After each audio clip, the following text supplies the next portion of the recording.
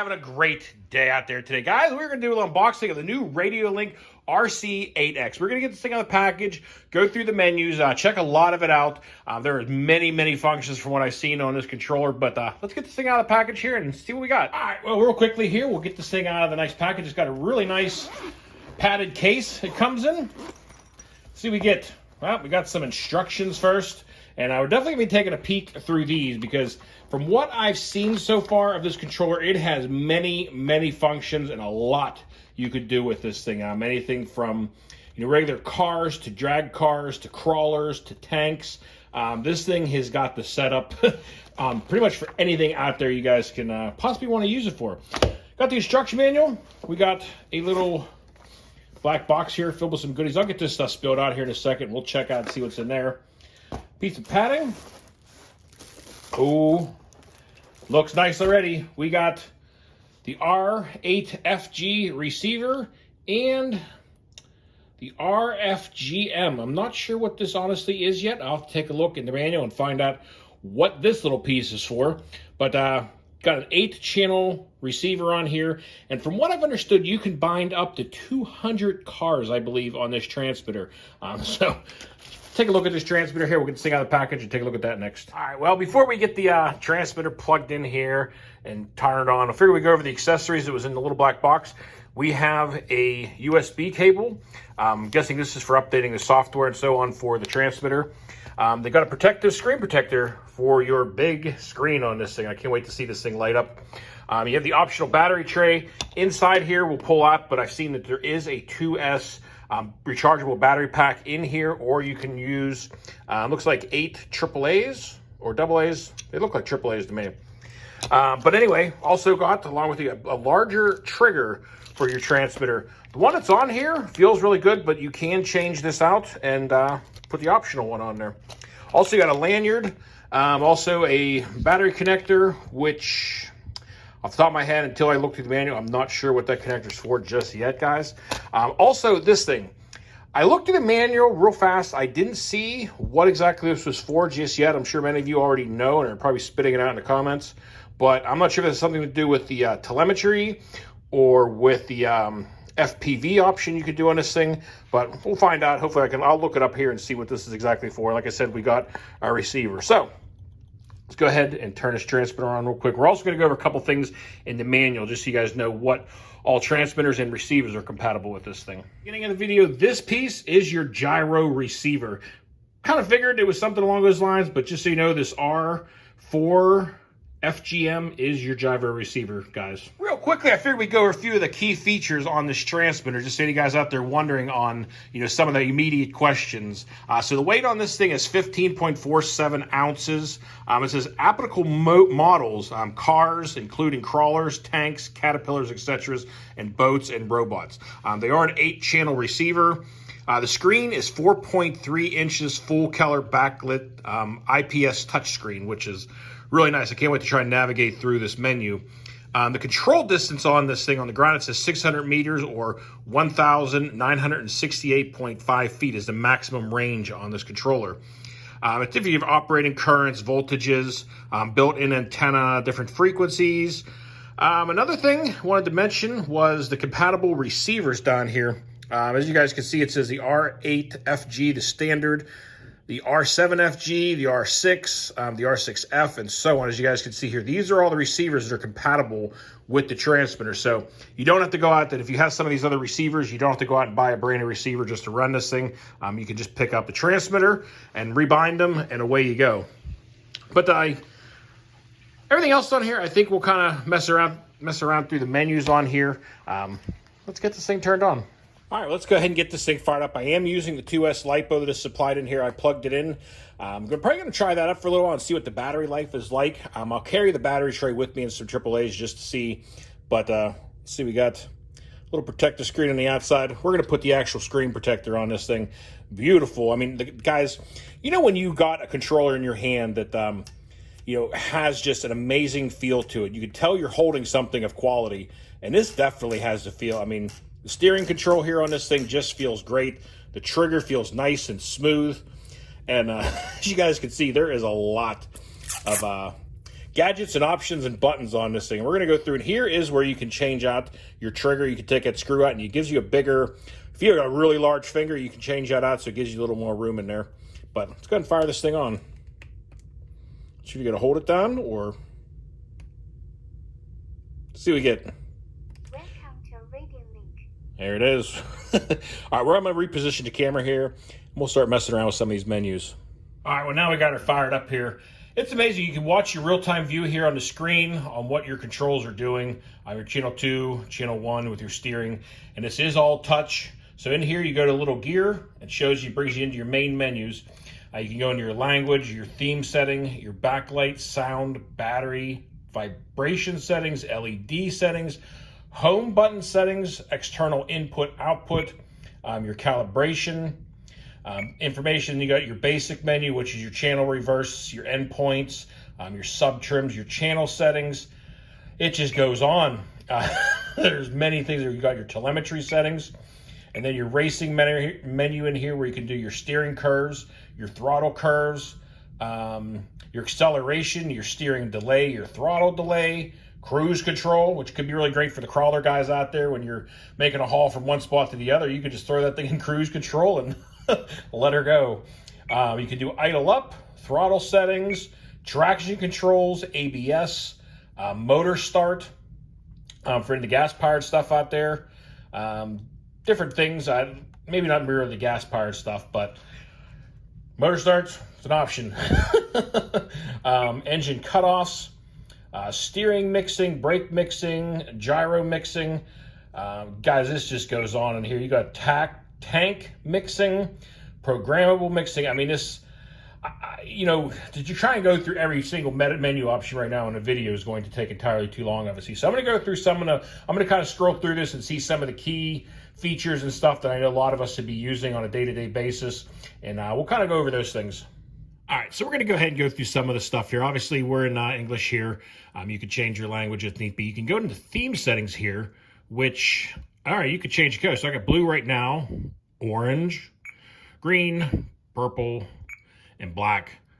Kind of digging that orange and green there. Don't look too bad. Also, you can change your custom theme. Not sure what. Wow, you can secondary colors. You can modify your secondary colors. You can go crazy with just your theme settings in here. Your backlight, you can have it always on, decrease. You can change your backlight settings. Your sounds, you can go to voice mode. Lot of options in here. Your battery shows you what your current voltage is at 7.8 volts. I didn't charge up this battery before I threw it in there. I just put it on, so it's probably got about half charge or so. But it shows you all your battery information. And we got vibration settings, LED settings, home button settings, calibration. You can set your endpoints for your wheel, trigger, and rotary knob. You can set all your endpoints right there on that. I tell you what, if you are a gadget person and love tinkering with you being able to set up and fine-tune the controller, I mean, obviously, I think it's got all your basic stuff in here for your normal basher, but I'm telling you, if you are a drag racer, a crawler, drifting, this thing has got some amazing settings in here. And you know, guys, many of you out there saw, I had the last controller from Radiolink that I was using on my speedrun car. It worked great, but let me tell you something. This thing has got just a whole different amazing feel to it. I mean, it really has a great feel. It feels like a really nicely built, really nice controller. I mean, that's all I can really say. As you guys can see, there's tons of buttons on here we can all set. We'll look through some of those menus real quick. You can set up these buttons to do whatever you want. You can also do an adjustable control. And I know over here, if you want to do the FPV modes, these are where those hook up, and you can change some stuff in your settings to do FPV if you want. Also, it has a USB here on the side. And if you're running, depending on what battery you're running in this controller, because you can run up to a 4S LiPo, from what I understand, in this controller. So you can run this output to charge your phone, or pretty much charge or run whatever else you might want to run.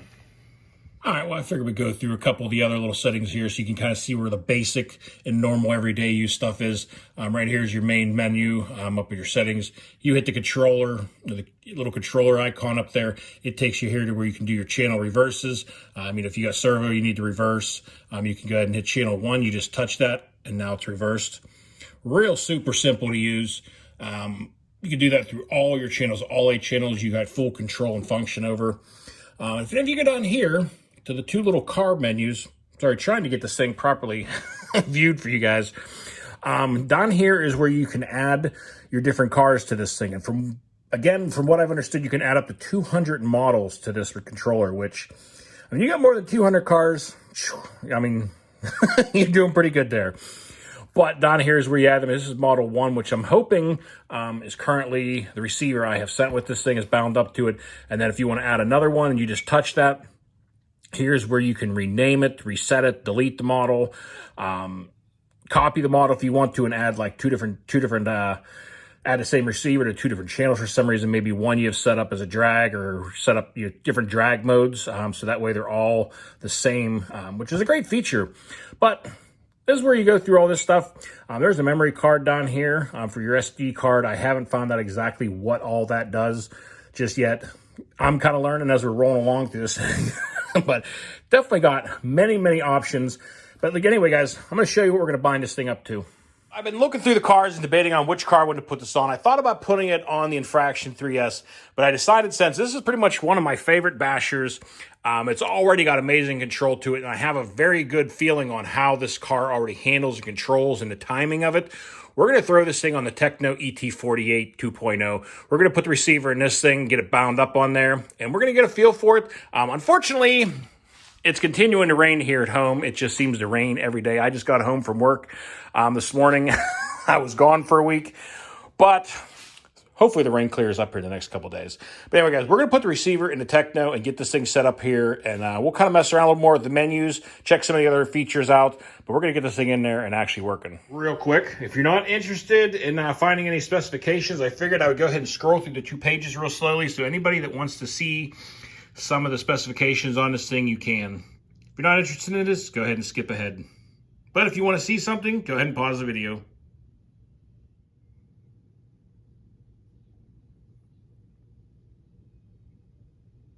And again, as you can see here, like it tells you right now the default settings, and you can make these controls in different knobs, whatever you want. But DT1 is your default steering trim, DT2 is your default throttle trim, and so on. All right, well, I got the Techno up here on the bench. I'm going to go ahead and pull the old receiver out of here, get the new one fitted up, and this thing's got dual antennas on it, so also we should have some great range on this thing. As you guys know, this is one of my favorite bashers. This thing is awesome at the ramp, and it's definitely nice to get the extra range, too, whenever you are doing a ramp bash. Sometimes you got to get every ounce of throttle out of that thing. Okay, well, I just got the receiver Velcroed in here. I don't have the antennas ran at all yet. I'm not sure how I'm going to run the antennas just yet, since these are a dual antenna. And I believe I only have space to run one out, so haven't figured out what I'm going to do with that. I'm going to coil one up. I don't know what the range is going to be like on that. Obviously, if you're running this thing, especially on a speed run car, you want to get both of these antennas up and out as far as you can. But we do it fired up here, and we're going to check and see if there's anything needs reversed. Check the steering first. All right, so the steering is reversed right now. Wow, that thing has got some very smooth reaction time on there. As far as the throttle feels correct. So let's go in here and change our steering and reverse it. Go down here into, I believe it's basic menu. Yep, channel reverses. Channel 1, reverse that. And now we're good to go. Super easy to go ahead and click these over. I know on some of the other controllers I have, reversing things, you got to go into a menu to a menu to a menu. And, you click a million buttons in order to reverse something or change a setting. I mean, this touchscreen works so nice. Very easy to use. You can set your endpoints in here and set all that up. I do need to, looks like I need to adjust my steering a tiny bit. And I believe D1 was the steering. Yep, I can see those moving now. You probably can't see because it's so minute. But you can also, with this controller, really fine-tune your servos on here. So, I mean, the settings and adjustments with this controller, with your servos, the cars, your tuning, your braking, your throttle, all of it, you can really dial in a car just amazing with this controller. I mean, guys, honestly, you know, Radiolink sent me the controller. I wasn't really sure when I first seen a couple videos on it. I watched like a video and a half on this controller just to get an idea of the setup on it. And I wasn't really sure how intuitive this menu was going to be or how I was going to like it. But so far, honestly, I really like the menu features. It's super easy because, you know, you don't have to scroll through everything. You can easily just touch each one of these buttons. You know the telemetry settings, your racing menu to do your steering curves, your throttle curves, your mixing settings, which honestly I don't get into too much of the mixing settings. This is more with probably speedrun cars, drag cars. So you can see you could do your dual rate ESC mixing, your gyro mixing. Like I said, plenty of stuff to tinker with and mess around with this controller. And again, it has a great feel to it. It's not just the menus, but you know, it has a nice feel in the hand. It's actually got some weight there. You can feel you're actually holding something of quality. So I'm definitely excited. We're going to run the Techno on this first, and we're going to take us out for a bash. And some of you are probably wondering, why are you putting this whole new setup on a basher? Well, I want to test out the receivers and see how all of this, you know, holds together and how it holds up under, you know, some good heavy bashing and sending this car and launching it, making sure the receivers hold up well, because obviously, you know, everything can have great function, but if it doesn't hold together under some good bashing, you know, what's the use of it? So we're going to tinker around with this. And once she proves herself in here, you know, we'll probably move it maybe to one of the infractions, maybe the 3S or the 6S, and kind of get into more of the gyro settings and set that whole thing up and have a little fun with some drifting. But for now, we're going to mess around with it here. I'm going to get my antennas routed and get this all set up, and I'll bring you guys back in a moment. All right. Now, honestly, guys, I could probably sit here for an hour going through these menus, but I'm just kind of poking through some different things. And you know, down here in the tools menu, I noticed the screenshot settings, a timer, and then there's also what's called a rollout chart, which shows you, I guess, your current setup. I'm not familiar with the term rollout chart, but maybe some of you guys will know. And there's also this, which is your gear ratio chart. You can save under each model, and it'll tell you, you know, give you your gear ratios on here. I mean, you know, your pinion, your spur, your second gear ratio, and so on. And you can set all these up to whatever setup you have in your car. I just thought it's some really neat features in here. A couple other little things I was just testing here is with the calibration with your endpoints. You know, you can see, you can check your endpoints right here. You know, if you're maxing out 100% and say you don't want your, you know, your servo maxing out, you can hit your endpoint and you can set your limits right here, which is really cool. Also, same thing with your throttle. And then there's also here where you can do, up here, this knob controls your gyro gain on how much gyro gain you want, you know, less or more. And then this down here says your endpoint with your bat rotary knob. Depending on what you set this up with, you can make this control turn up or turn down whatever function you want. Now, under your tools here in your controller, under your basic menu here, you go to receiver settings, and you can go in here to what version and what receiver you're running in the car. You can go to receiver list, and it brings up all the different receivers that are compatible with this car. And it's nice because right there you can see, you know, if you don't have your paper, don't remember off the top of your head, you can look in here and find out what receiver you have and if it's compatible, and you can go ahead and use it on the car, which is also just a great function that they've added all these little parts to the menu that is very helpful. And obviously in here they have a switch select, and it brings up all your different controls and switches that are on the controller, and you can set them up to do whatever function you like. Here's where I was talking about with the side over here, with you being able to charge and use that USB port for whatever you like. If you go under external input output, it shows you right here that, you know, your protocol output mode, your multimedia mode, your audio output or input. You can change this to whatever one. So if you're doing like an FPV camera and microphone in the car, you can use that other audio input on the side here as, you know, the audio input for that. And where did I go to here? I wanted to show you guys one more thing under here under the input output, because right here it says your USB power output auto, and you can change this to open, close, or whatever you want. But that is an external USB powered thing that you can do to obviously run your external antenna for your FPV, or whatever you like. It's a great power source to have right on the side of the controller to run whatever you like. They really put some amazing technology and thought and ideas into this controller. Well, everyone, the video's gotten long enough. Like I said, I could continue to go through the menu, but like I said, there is many features in here, and I've just scratched the surface.